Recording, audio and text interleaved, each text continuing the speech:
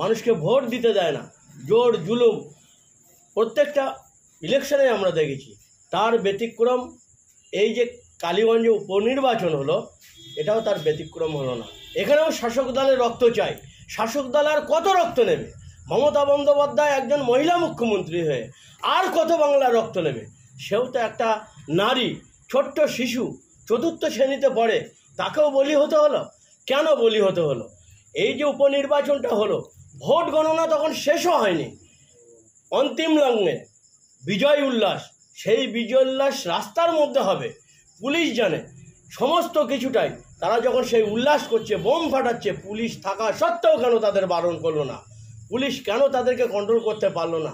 যে মেন রাস্তা দিয়ে বিজয় উল্লাসটা হবে, সেই মেন রাস্তা থেকে অনেক ভিতরে, কিছু না হোক 1/2 কিলোমিটার ভিতরে, এই যে তামান্না, যে মেয়েটা আজকে তাকে হত্যা করা হলো সকেট বম দিয়ে, এই তৃণমূলের বাহিনীরা, তার বাড়িটা মেন রাস্তা থেকে 1/2 কিলোমিটার দূরে, একেবারে গ্রামের মধ্যে। সেই গ্রামের মধ্যে তার উঠোনে গিয়ে তাকে সকেট বোমা দিয়ে হত্যা করা হলো।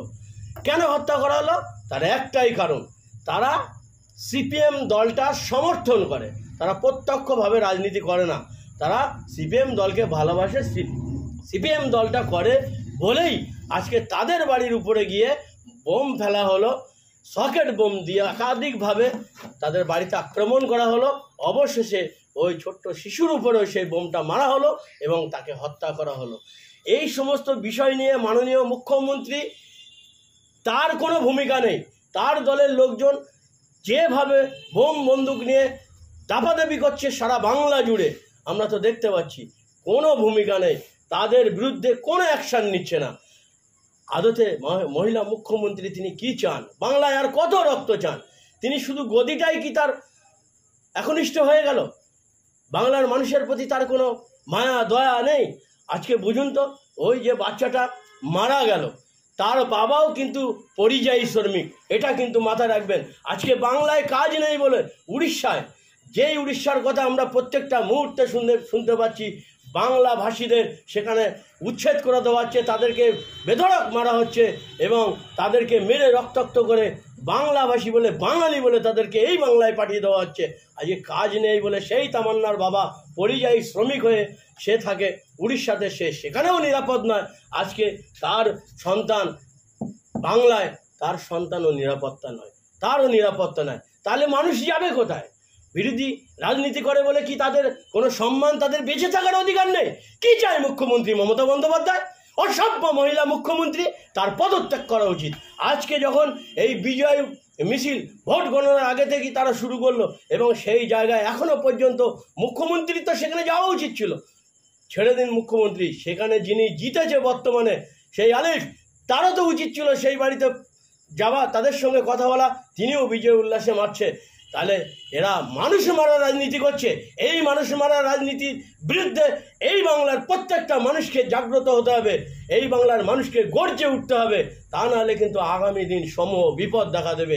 আজকে এই যে বাচ্চাটা, আমি যতটুকু আমি খবর পেয়েছি, দীর্ঘ তপস্যার পরে এই একটাই বাচ্চা, তার বাবা মায়ের এই একটাই বাচ্চা, একটাই সন্তান, সেই সন্তানকেই আক্রমণ করতে হলো, তাকে মেরে দিতে হলো।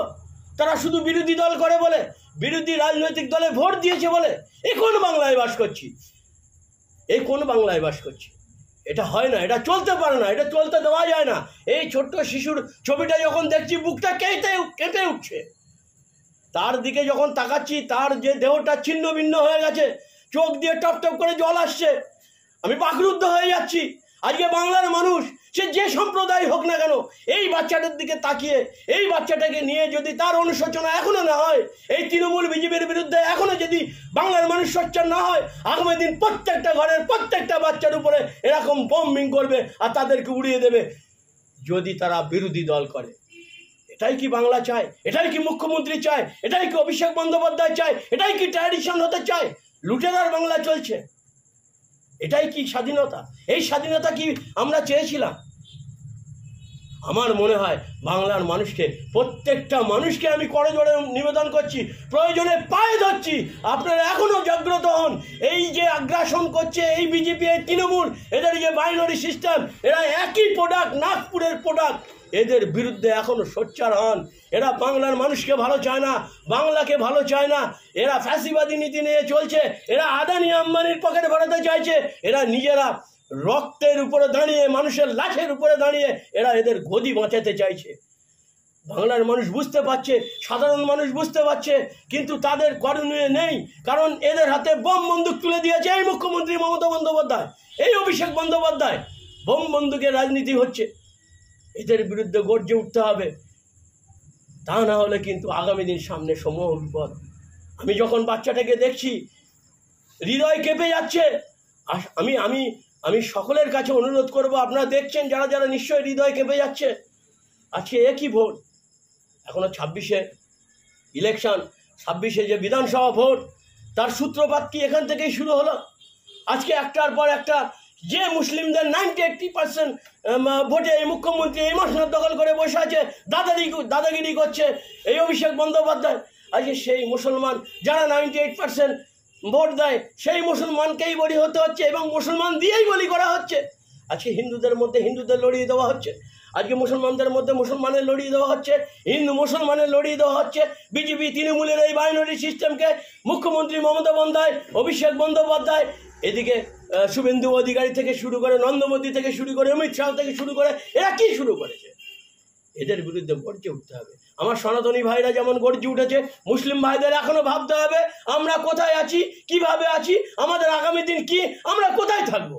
আজকে বাংলায় মুসলমানদের অস্তিত্ব মিটিয়ে দেওয়ার চিন্তা ভাবনা করছে এই মুখ্যমন্ত্রী মমতা বন্দ্যোপাধ্যায়। সোশ্যাল মিডিয়ায় একটা আওয়াজ আসছে, দেখে দেখে কি শুধু মুসলিমদেরকেই মারা হচ্ছে? আর তাছাড়া নওশাদ সিদ্দিকীর একটা পোস্ট দেখছিলাম, ওদিকে উত্তরপ্রদেশে মুসলিমদের মারছে বিজেপি, আর আমাদের পশ্চিমবঙ্গে মুসলিমদের মারছে টিএমসি। তাহলে দুটোই কি একটা বাইনারি পলিটিক্সের মধ্যে? অবশ্যই, এরা দুটোই তো নাগপুরের প্রোডাক্ট, এরা দুটোই নাগপুরের প্রোডাক্ট। বিজেপি তৃণমূল নাগপুরের প্রোডাক্ট। আপনারা জানেন না মোহন ভাগবত কি বলেছিল? সাক্ষাৎ দেবী দুর্গা কাকে বলেছিল? এই মমতা বন্দ্যোপাধ্যায় বলেছিল এই বাংলায় রাজনীতি করব বিজেপিকে ফ্রন্টে এনে। সেটাই তো চলছে। আজকে শুভেন্দু অধিকারীকে দিয়ে অপকর্মগুলো করাচ্ছে। শুভেন্দু অধিকারীর উচিত এখনো পর্যন্ত তার জেলের ভিতরে থাকা উচিত। কেন সে বাইরে রয়েছে? কেন বাইরে রেখেছে? মুখ্যমন্ত্রী তাকে দিয়ে এই সমস্ত করাচ্ছে। শুভেন্দু অধিকারী হিন্দুদের মাথা খাচ্ছে, মুখ্যমন্ত্রী মমতা বন্দ্যোপাধ্যায় মুসলমানদের মাথা খাচ্ছে। বাংলার মানুষেরা বুঝতে পারছে। সেই জায়গায় দাঁড়িয়ে আজকে যে নাগপুরের যে দুটো প্রোডাক্ট, এরা যে বাইনারি সিস্টেম করে বাংলার মানুষের মাথা খেয়ে তারা তাদের গদিকে আকর্ষিত করে রাখতে চাইছে, তাতে কত লাশ পড়লো, কিসের লাশ পড়লো আমার দেখা দেখি নেই। আমরা তো এরই বিরুদ্ধে সোচ্চার হচ্ছি, আর বাংলার মানুষের কাছে আবেদন করছি আপনারা সোচ্চার হন। এই আগামী 26-এর ভোটে যত রক্ত যায় যাক, কিন্তু এই বিজেপি তৃণমূলকে ডাস্টবিনে ফেলতে হবে, তা নাহলে কিন্তু বাংলা সুরক্ষিত থাকবে না।